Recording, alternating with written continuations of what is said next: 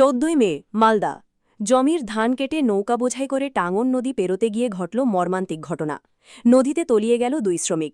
বৃহস্পতিবার 7 সকালে এই ঘটনাকে ঘিরে ব্যাপক চাঞ্চল্য ও শোরগোল তৈরি হল পুরাতন মালদা ব্লকের মুছিয়া এলাকায়। জানা গেছে, মুছিয়া এলাকায় টাঙ্গন নদীর অপর প্রান্তে রয়েছে প্রচুর পরিমাণ ফসলি জমি। সেই জমিতে কৃষকরা ধান চাষ করেছিলেন। তাই বৃহস্পতিবার 7 সকালেই কৃষকরা শ্রমিক লাগিয়ে সেই ধান কেটে নৌকা বোঝাই করে টাঙ্গন নদীর এপারে নিয়ে আসছিলেন।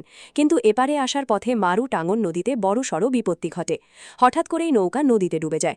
নৌকায় থাকা শ্রমিকদের মধ্যে কয়েকজন সাঁতরে পাড়ে উঠলেও এখনও পর্যন্ত 2 জন শ্রমিকের কোনো হদিশ মেলেনি। তাই খোঁজে সিভিল ডিফেন্সের কর্মীরা স্পিড বোট নামিয়ে তল্লাশি অভিযান শুরু করে।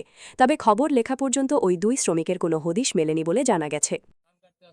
বাইরে থেকে লোক গোলাপগঞ্জ থেকে আসে, অনেক দূর দূর থেকে আসে। আমাদের এখানে যারা ধান কাটে তারা শ্রমিকরা ধানটা নিয়ে যাচ্ছিল নৌকা করে, যেটা ওরা ধান পাই আমাদের কেটে দিতে। আমরা গৃহস্থ মানুষ, এখানে থাকি, মাঠে চাষ করি। তো ওরা ধান নিয়ে যাওয়ার সময় নৌকাতে পাল্টি হয়ে যায়। পাল্টি হওয়ার পরে 4 জন ছিল, 2 জন বেঁচেছে, 2 জন থেকে গেছে। এখন স্থানীয় মানুষ যারা ছিল ওরা হেল্প করেছে, রাত্রেবেলা উঠেছে, আর এখন 2 জনকে পাওয়া যায়। তো কিছু পাওয়া যাচ্ছে না, ডুবোরা ডুবছে, এখনো কিছু কি করতে পারিনি।